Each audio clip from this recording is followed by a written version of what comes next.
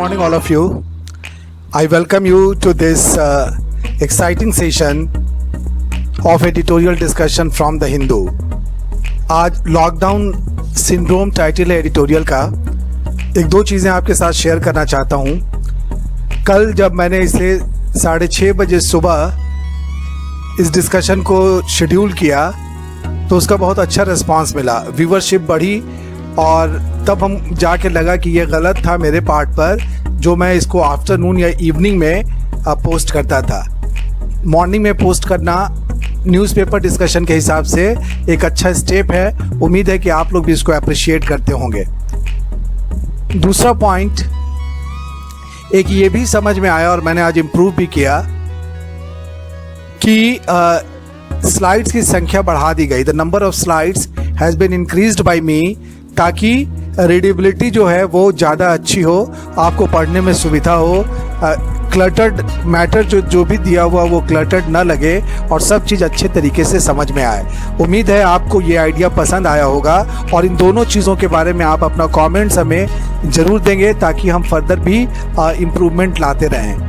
क्या दो पॉइंट्स हैं? मॉर्निंग में 6:30 में पोस्ट करना is one point and the other is the increasing of number of slides so that the readability improves और आपके लिए ये कन्वीनियंट हो. आज का जो एडिटोरियल है वो लॉकडाउन सिंड्रोम पे है. सबसे पहले सिंड्रोम वर्ड का मीनिंग समझना पड़ेगा. Syndrome is A group of symptoms. जो बीमारी होती है उसको हम लोग सिंड्रोम कहते हैं, और वैसी बीमारी जिसमें कई बीमारियों के लक्षण पाए जाते हैं, दैट कलेक्शन और that collectivity is called syndrome. तो लॉकडाउन अभी जो फेस कर रहे हैं हम लोग, उसके कई लक्षण हमें देखने को मिलेंगे हमारे सामाजिक जीवन में भी और हमारे आर्थिक जीवन में भी. उससे रिलेटेड है ये एडिटोरियल. सबसे पहले हम लोग शुरू करते हैं, वर्ड्स को रिकैपिचुलेट करते हैं जो प्रीवियस डिस्कशन में आया था. वर्ड्स, पहला वर्ड है इंड्यूस. इंड्यूस मीन्स होता है प्रेरित करना. ये डिस्कशन हम लोगों ने किया था, वो वर्ड यहाँ पे आया है. Second is output. Output means उत्पादन. कॉन्ट्रैक्ट. कॉन्ट्रैक्ट मीन्स सिकुड़ना या संकुचित होना. ये वर्ड कई बार डिस्कशन हुआ है. कॉन्ट्रैक्शन मीन्स संकुचन. जैसे इकॉनमी में कॉन्ट्रैक्शन हो गया, इकॉनमी स्लो डाउन हो गई. Next impose. इम्पोज का मतलब होता है थोपना या लागू करना. उसके लिए हम लोग वर्ड यूज़ करते हैं इम्पोज. जैसे हम लोगों पे लॉकडाउन इम्पोज किया गया और taxes are imposed on us. Measures कई बार यूज़ किया गया है. मेजर्स मीन्स उपाय. इंश्योर मीन्स सुनिश्चित करना. क्राइसिस मीन्स संकट या कमी. उसके लिए हम लोग यूज़ करते हैं इस वर्ड को.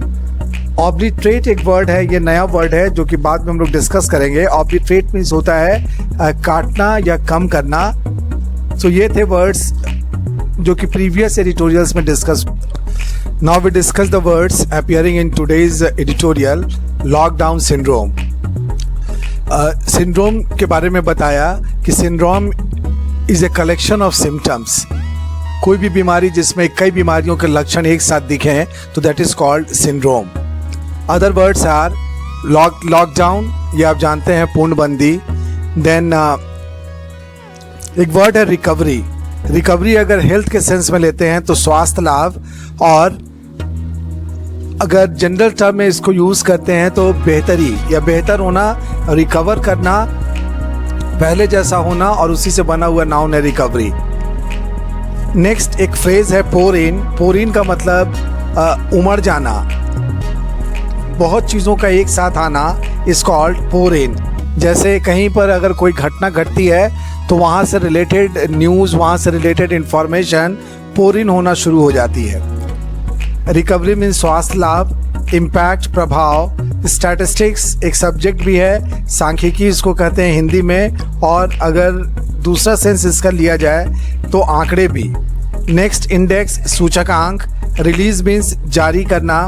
विटनेस गवाह भी होता है और देखा जाना भी होता है. यहाँ पर देखा जाने के सेंस में यूज़ किया गया है. नेक्स्ट डिसरप्शन मीन्स विघ्न या खलल. फिर एक वर्ड है यहाँ पे कंज्यूमर ड्यूरेबल्स. ड्यूरेबल मीन्स होता है जो चीज़ लंबे समय तक चलती है। तो कंज्यूमर ड्यूरेबल्स उन आइटम्स को हम कहते हैं जो आदमी एक बार खरीद लेता है तो कुछ सालों तक चलता है। For example TV, fridge, washing machine, these are all examples of consumer durables. Next, obliterate means काटना या कम करना, unexpected अप्रत्याशित, जैसे जो हम लोगों ने लॉकडाउन अभी फेस किया ये अनएक्सपेक्टेड था, इसके बारे में कभी हम लोगों ने सोचा भी नहीं होगा। ग्लूमी मीन्स दुखी या उदास, ब्लीक मीन्स बेरंग या धूमिल, जैसे किसी के बारे में कहा जाता है कि उसका फ्यूचर ब्लीक है, मीन्स उसका फ्यूचर धूमिल है। एक्सटर्नल वाह है या बाहरी के लिए वर्ड हम लोग यूज़ करते हैं एक्सटर्नल, और इसका अपोजिट होता है इंटरनल, अंदरूनी। शॉक मीन्स झटका। डीमोनेटाइजेशन वर्ड इधर काफ़ी दिनों के बाद सुनाई पड़ा।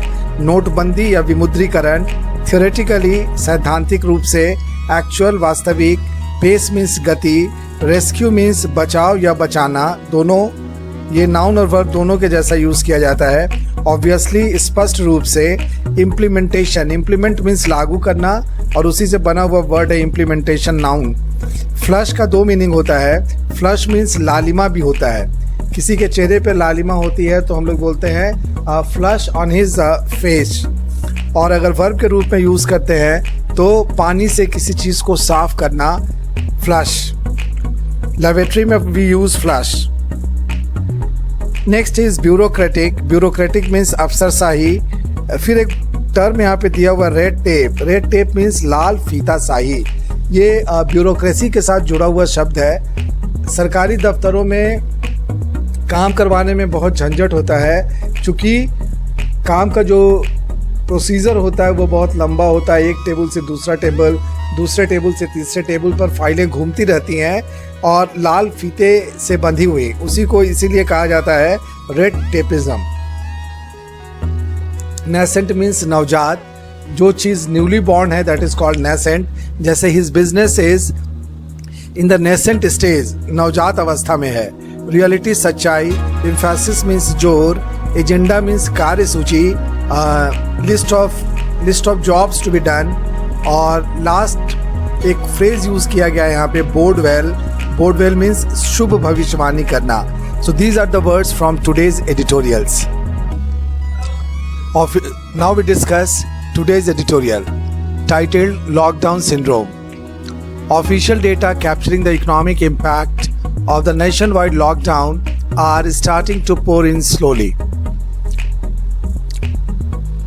समूचे देश में जो पूर्णबंदी रही है उसका हमारे आर्थिक परिदृश्य पर क्या असर पड़ा है, इससे संबंधित आधिकारिक आंकड़े धीरे धीरे आना शुरू हुए हैं। The country's industrial output as measured by the Index of Industrial Production contracted by 16.7% in March according to statistics released by the government on Tuesday. सरकार ने मंगलवार को जो आंकड़े प्रस्तुत किए उससे ये पता चलता है कि हमारे देश का जो औद्योगिक उत्पादन था जिसे नापा गया इंडेक्स ऑफ इंडस्ट्रियल प्रोडक्शन के द्वारा, और उससे ये पता चला कि उत्पादन हमारा जो था वो 16.7% से मार्च में घट गया। This is in contrast to a growth rate of 2.7% witness during the same month last year. अगर मार्च 2020 के इस आंकड़े की तुलना पिछले साल के मार्च से की जाए तो पिछले साल मार्च में हम लोगों ने 2.7% की वृद्धि दर्ज की थी, और इस बार ये माइनस हो गया 16.7% से।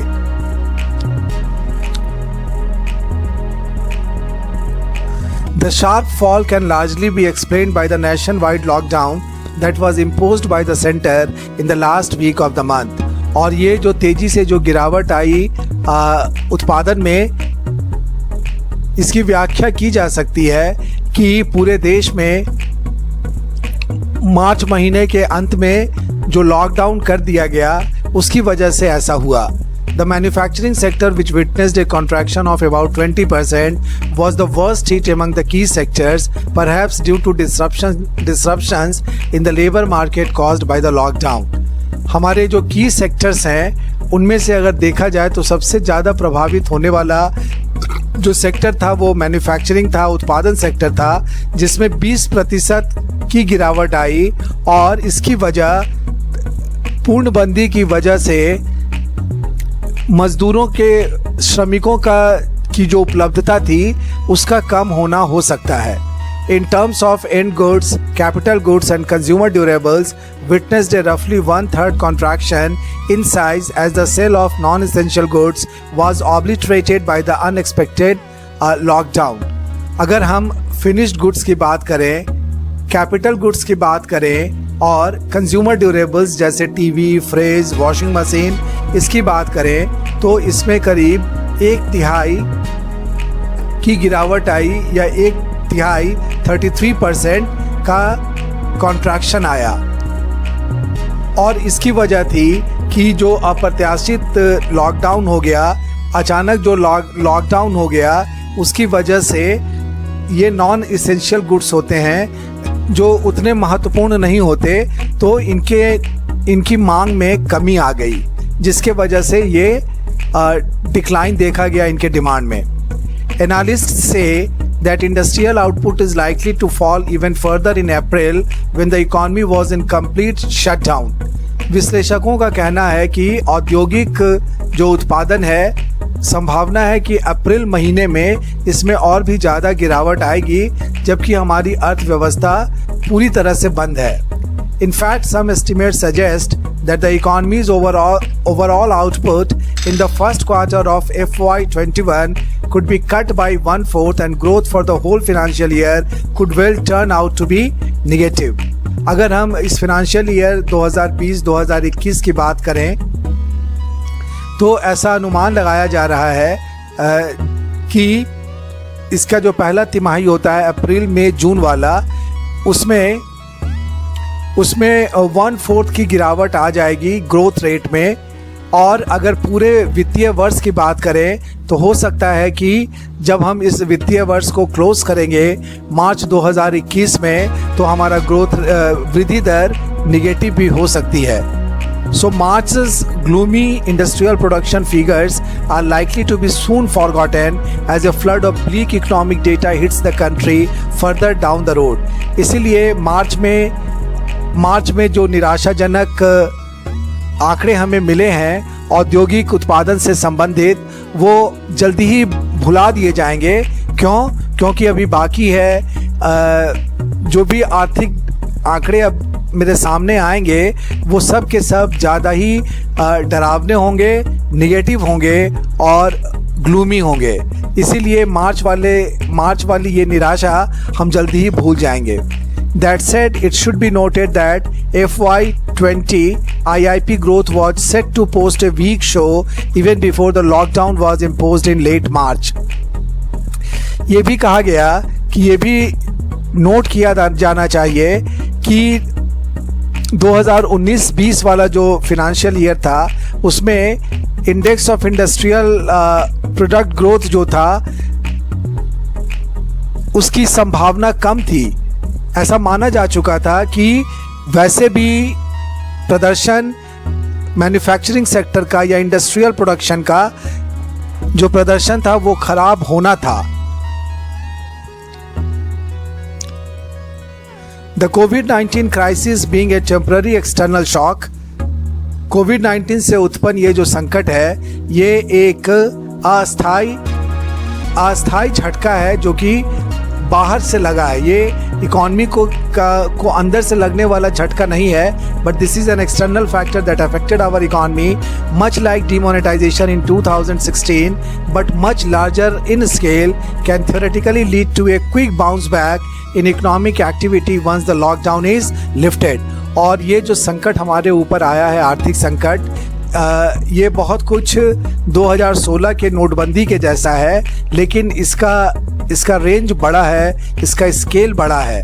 लेकिन सैद्धांतिक रूप से अगर देखा जाए तो ये आर्थिक जो कमजोरी हमारे अर्थव्यवस्था में आई है वो फिर से प्राप्त की जा सकती है एक बार लॉकडाउन जैसे ही हटता है और हमारी आर्थिक गतिविधियां फिर शुरू होती हैं तो हम रिकवर कर सकते हैं। but the actual pace of the recovery in industrial production and even the wider economy will depend on the policy environment created by the government after the crisis. लेकिन इसकी वास्तविक गति क्या होगी, रिकवरी कितनी तेज होगी, ये बहुत हद तक इस बात पर निर्भर करेगा कि सरकार हमारे अर्थव्यवस्था में नीतियों का कैसा परिवेश तैयार करती है, सरकार की नीतियां कैसी होती हैं, उसका क्रियान्वयन कैसा होता है और ओवरऑल माहौल कैसा बनता है, इस पर रिकवरी की तेजी निर्भर करेगी. The economic rescue measures announced by the Finance Minister Nirmala Sitharaman on Wednesday, such as more loans to small and medium-scale enterprises and looser credit standards, can help the recovery by allowing businesses to find their feet soon. अर्थव्यवस्था को बचाने के लिए जो उपाय घोषित किए गए हमारे वित्त मंत्री श्रीमती निर्मला सीतारमन के द्वारा बुधवार को, उसमें कुछ चीज़ें अच्छी हैं, जैसे एसएमई को, small and medium scale enterprises जो हमारे यहाँ हैं, उनको ज़्यादा से ज़्यादा लोन देने की व्यवस्था की गई है. साथ ही साथ लोन देने के जो मानक हैं, जो स्टैंडर्ड्स हैं, उसमें कुछ रिलैक्सेशन लाया गया है ताकि ज़्यादा से ज़्यादा लोगों को लोन दिया जा सके. इससे मदद मिलेगी कि हमारा बिजनेस जो लड़खड़ा रहा है वो फिर से अपने पैर जमा सके. Obviously the key will lie in the implementation of these measures. यह भी स्पष्ट है कि इन नीतियों की सफलता निर्भर करेगी कि अगर इन उपायों को सही तरीके से लागू किया जाए तब. Previous attempts by the Reserve Bank of India and the government to flush the system with liquidity after all have failed to improve credit flow to businesses. अभी कुछ दिन पहले जो उपाय किए गए रिजर्व बैंक ऑफ इंडिया के द्वारा या भारत सरकार के द्वारा कि हमारे अर्थव्यवस्था में लिक्विडिटी तेजी से ला देने की जो कोशिश थी वो फेल हो गई. बिजनेस में जो क्रेडिट फ्लो होना चाहिए था, जो पैसा आना चाहिए था, वो आ नहीं पाया और रिजर्व बैंक ऑफ इंडिया और भारत सरकार की ये योजना विफल रही. The government must also ensure that bureaucratic red tape does not kill any nascent recovery at a time when businesses whose balance sheets have been hit hard by the crisis need the freedom to adjust to a new economic reality. सरकार को यह भी सुनिश्चित करना होगा कि अफसरशाही से जुड़ा हुआ जो लाल फीता शाही है वो हमारे इस रिकवरी को, हमारे उन बिजनेसेस का जिनका बैलेंस शीट बुरी तरह से गड़बड़ा गया है, जिनकी आर्थिक स्थिति चरमरा गई है, और अगर वो इससे उबरना चाह रहे हैं तो नवजात अवस्था में अफसरशाही और उनसे जुड़ी हुई जो लाल फीताशाही है वो इस संकट की घड़ी में इसे प्रभावित न करें. और जो बिजनेसेस हैं, जो भी इंटरप्राइजेज हैं, उन्हें आवश्यकता है अभी कि उन्हें स्वतंत्रता मिले ताकि वो इस नई आर्थिक वास्तविकता में अपने आप को एडजस्ट कर सके. The government's emphasis on self-reliance as its new economic agenda, however, does not bode well for such hopes. सरकार ने अभी जो जोर दिया है आत्मनिर्भरता पर, और ऐसा प्रतीत होता है कि ये सरकार की नई आर्थिक कार्यसूची होगी, उससे ऐसा प्रतीत नहीं होता कि इस तरह की उम्मीदों के बारे में अच्छी भविष्यवाणी की जाए. तो ये था आज का एडिटोरियल लॉकडाउन सिंड्रोम. अगर हम इसके जिस्ट की बात करें तो इसका जिस्ट बहुत ही अच्छा लिखा हुआ है टाइटल के ठीक नीचे. Quick recovery from the virus induced economic crisis is possible with good policies. Corona virus की वजह से जो आर्थिक संकट का सामना हम लोग अभी कर रहे हैं उससे तेज़ी से रिकवरी की जा सकती है, उससे तेज़ी से उबरा जा सकता है, और ये तभी संभव है जब सरकार की नीतियां अच्छी हो, सरकार की पॉलिसीज़ अच्छी हों और उसके साथ ही साथ उसका क्रियान्वयन सही तरीके से पॉजिटिव वे में किया जाए. तो this was the editorial beautifully written in the Hindu. Now it's time to discuss the comprehension part of yesterday's editorial, local motive. Question 1 था PM Modi's emphasis on national self reliance is based on which policy. अभी जो नरेंद्र मोदी जी ने जोर दिया है राष्ट्रीय आत्मनिर्भरता के ऊपर, वो उनके किस पॉलिसी पर बेस्ड है। तो इसका आंसर यहाँ पर है in the third line of first paragraph, it is based on the nationalist economic policies. राष्ट्रवादी आर्थिक नीतियों पर आधारित है राष्ट्रीय आत्मनिर्भरता। Now we discuss question number 2, What processes constitute the opening up of Indian economy in 1991? 1991 में जो भारतीय अर्थव्यवस्था को ओपन किया गया, खोला गया था विश्व बाजार के लिए, तो उसमें कौन कौन से प्रोसेस शामिल किए गए थे। इसका आंसर यहाँ पे लिखा हुआ है, India opened itself to the global market in 1991 through its liberalisation, privatisation and globalisation policies. Means 1991 में जो इंडियन मार्केट ओपन हुआ था उसमें 3 प्रोसेसेस शामिल थे, लिबरलाइजेशन के, प्राइवेटाइजेशन के और ग्लोबलाइजेशन के। अगर हिंदी टर्म हम इसके लिए यूज़ करें तो उदारीकरण, निजीकरण और वैश्वीकरण की नीतियां इसमें शामिल थी। This was the question 2, answer to question number 2। Now we discuss question 3, what prompted a global discussion on national security. राष्ट्रीय सुरक्षा पर पूरी दुनिया में विचार विमर्श इन दिनों हो रहा है। इसके पीछे क्या कारण है, कौन सा ऐसा फैक्टर है जो प्रॉम्प्ट करती है इस डिस्कशन के लिए। तो इसका आंसर यहाँ पे है पैराग्राफ 2 के 4th लाइन में, China's unmatched leverage in global supply chains and concerns that it may weaponize trade have prompted a renewed global discussion on the components of national security and how to protect them। इधर China का जो वर्चस्व बढ़ा है विश्व बाजार में और चाइना के पास जो अतुलनीय फ़ायदा है उसके ग्लोबल सप्लाई चेन का, वो साथ ही साथ ये चिंता कि चाइना पूरे विश्व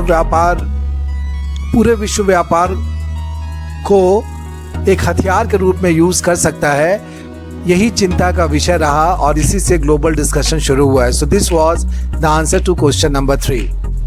now we come to question 4, the pandemic proved once again that globalisation is inevitable but has limitations also. How. अभी जो कोरोना वाला जो केस या जो पैंडेमिक पूरी दुनिया के सामने है, उसने एक बार फिर ये साबित कर दिया कि ग्लोबलाइजेशन का होना अटल है, ये हो के रहेगा, लेकिन साथ ही साथ इसकी कुछ सीमाएं भी हैं, इसके कुछ लिमिटेशंस भी हैं। ये सेकेंड पैराग्राफ के फर्स्ट लाइन में ही इसका आंसर है, the pandemic brought to the fore at once the limits and inevitability of globalisation. कैसे पता चलता है ये, उसका एक्सप्लेनेशन है, countries such as the US that relied on others for the supply of essential medicines and medical equipment were suddenly vulnerable। America जैसा सबसे शक्तिशाली देश जो कि दूसरे देशों पे भरोसा करता था, ये ग्लोबलाइजेशन का नतीजा ही है कि दूसरे देशों पे भरोसा करता था कि अनिवार्य दवाएं उसको सप्लाई हो जाएंगी और मेडिकल इक्विपमेंट, चिकित्सा से संबंधित जो भी उपकरण है वो भी उसको सप्लाई हो जाएगी, अवेलेबल हो जाएगी। लेकिन अभी अचानक वो अपने आप को कमज़ोर महसूस करने लगा। तो इससे ये पता चलता है कि ग्लोबलाइजेशन इनएविटेबल तो है, बट इन सम केसेज इसका लिमिट्स भी पता चलता है। Now the last question, question number 5, characteristics of Narendra Modi are evident in his make in India initiative. Make in India initiative जो नरेंद्र मोदी ने अपनाया था, उसकी क्या कैरेक्टरिस्टिक्स है, इसका आंसर दिया हुआ है फर्स्ट पैराग्राफ में।